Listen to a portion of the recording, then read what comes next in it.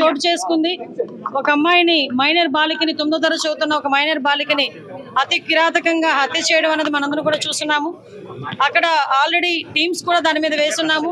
SP గారితో నేను information తెలిసిన వెంటనే ఎస్పీ గారితో నేను మాట్లాడి పొజిషన్ ఏంటని కూడా కనుక్కోవడం జరిగింది. విషయం ఏంటంటే ఏదైతే ఒక అమ్మాయి ఇంతకు ముందు ఆ అమ్మాయిని ఇబ్బంది పెట్టి పోక్సో చట్టం ద్వారా అబ్బాయి జైలుకి కూడా వెళ్ళాడు. మొన్న రిమాండ్ కూడా పంపించారు. మొన్న రీసెంట్ గా ఒక 15 రోజుల క్రితం అతను జైలు నుంచి బెయిల్ మీద బయటకు వచ్చాడు. వచ్చిన తర్వాత అమ్మాయిని హత్య చేయడం జరిగింది. దానికి సంబంధించి ఇంచుమించుగా 18 పేజీల వాంగ్మూలం కూడా వాంగ్మూలం ఒక లెటర్ కూడా పెట్టున్నాడు అక్కడ. అతనైతే ఇప్పుడు మనకి పరారులో ఉన్నాడు. ఎట్టి పరిస్థితుల్లోని కూడా పోలీస్ డిపార్ట్మెంట్ అంతా కూడా సుమారుగా 8-9 బృందాలు కూడా ఏర్పాటు చేయడం జరిగింది. అన్ని బృందాలు కూడా ఈ రోజు అతనికి పట్టుకోవడానికి ప్రయత్నం కాదు, ఎట్టి పరిస్థితులు పట్టుకొని తీరుతాయి. ఎందుకంటే చట్టం ముందు ఎవరు కూడా తప్పించుకునే పరిస్థితికి లేదు. డెఫినెట్ గా ఎవడైతే హత్య చేశాడో అతన్ని ఇమీడియట్ గా మేము పట్టుకునే ప్రయత్నం కాదు, పట్టుకొని తీరుతాం. డిపార్ట్మెంట్ వాళ్ళకి కూడా చాలా క్లియర్ ఇన్స్ట్రక్షన్స్ వెళ్ళి చంద్రబాబు నాయుడు గారు, లోకేష్ బాబు గారు, పవన్ కళ్యాణ్ గారు కూడా దీని మీద ఆరా తీయడం జరిగింది, నాతో మాట్లాడడం జరిగింది. డెఫినెట్ గా ఎట్టి పరిస్థితుల్లోని నిందితుడు ఎవరైతే ఉన్నాడో అతి తొందరగా వీలైతే ఈ రోజు రేపట్లోనే నిందితుడిని పట్టుకుని అరెస్ట్ చేసే పరిస్థితి కొన్నిసార్లు వెనక పడుతున్నారని చెప్పేసి ఫిర్యాదు చేయడం జరిగింది, అయినా సరే పట్టించుకోలేదు.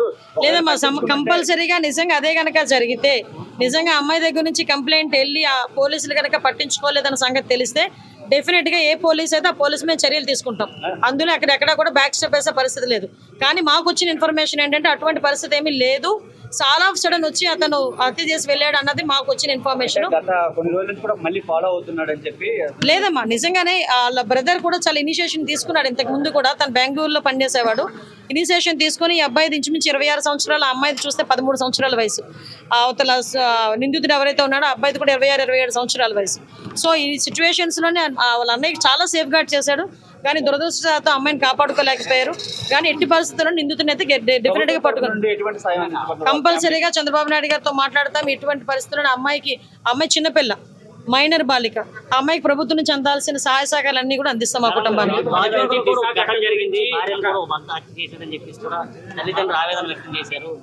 అమ్మ విషయం ఏంటంటే మేము చాలా సందర్భాల్లో చెప్పున్నాము, చాలా సంఘటనలు జరుగుతున్న సందర్భంలో పోలీస్ డిపార్ట్మెంట్ వాళ్ళు కూడా చాలా ఫర్మ్ గా ఉన్నారు. లాస్ట్ టైం మీరు చూసారు, చీరాల సంఘటన జరిగిన తర్వాత సుమారుగా 36 గంటలు నిందితులను పట్టుకుని మేము రిమాండ్ కూడా పంపించుకోవడం జరిగింది. ఎక్కడ ఏమి జరిగినా చాలా యాక్టివ్ గా పోలీస్ డిపార్ట్మెంట్ వాళ్ళు పనిచేస్తున్నారు. ఎక్కడ జరగకుండా ఉండే బాధ్యత కూడా తీసుకుంటున్నాం.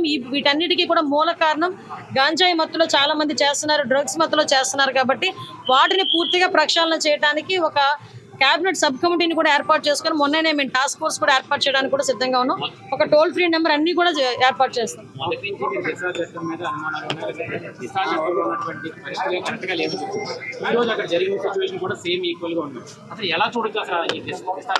దిశ చట్టమే లేదండి. చట్టం లేని దాని గురించి మీరు మాట్లాడుకోవడం అనవసరం. ఫస్ట్ థింగ్, దిశ చట్టం అనేది లేదు కాబట్టి దిశ చట్టం గురించి మాట్లాడుకోవాల్సిన అవసరం లేదు. ఇప్పుడున్న చట్టాలని బలోపేతం చేసుకుని మనం ఫర్దర్ గా ఎటువంటి ఇబ్బంది లేకుండా చూసుకునే బాధ్యత తీసుకుంటాం. న్యాయ నిపుణుల సలహాలు కూడా మేము తీసుకుంటాం.